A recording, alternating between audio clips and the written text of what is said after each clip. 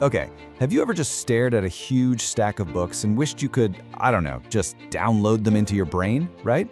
Absorb all that knowledge without spending weeks and weeks reading? Well, that's the big dream of speed reading.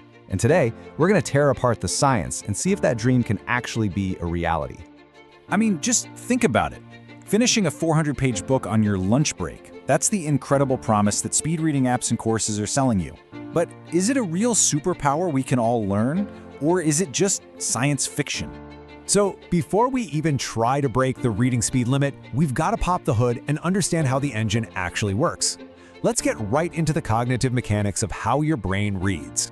Now, on the surface, reading seems pretty simple. You see a word, that info zips over to your brain, and boom, your brain figures out what it means.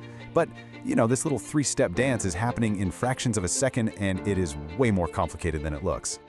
Okay, so here's the first thing that might surprise you. Your eyes don't move smoothly across the page like a camera. Nope, they actually make these tiny, super fast jumps called saccades.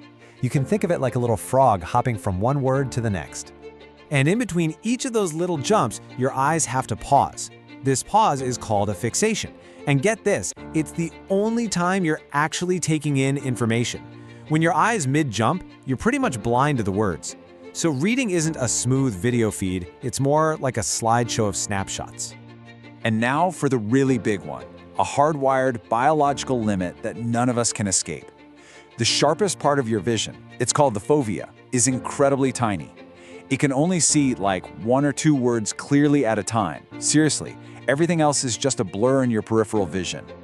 So what about that little voice in your head that's reading along with me right now? That's called subvocalization. And it's not some bad habit you picked up in grade school. It's actually a fundamental, totally essential part of how we understand complex ideas. All right, so we've got our biological rules of the road. Tiny jumps, brief pauses, and that crucial inner voice.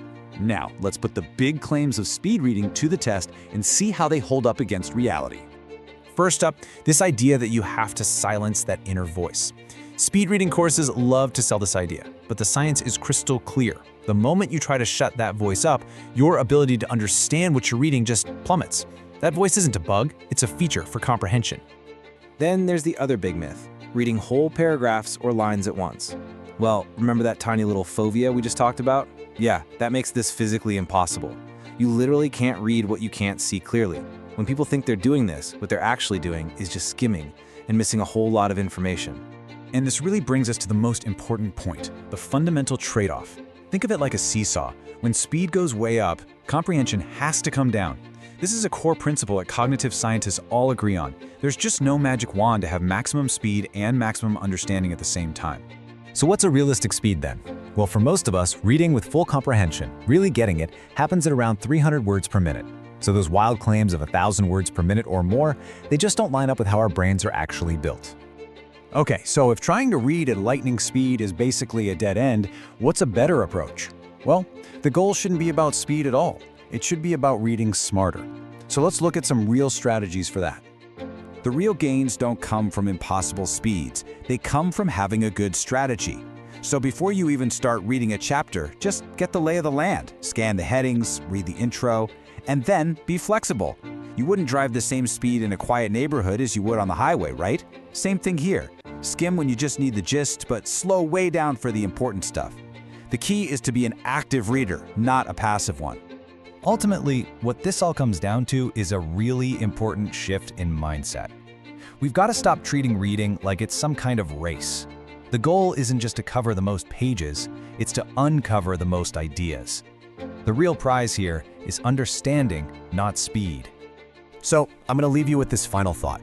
In this constant rush to be more productive, maybe the most powerful reading skill we can develop is knowing when to slow down.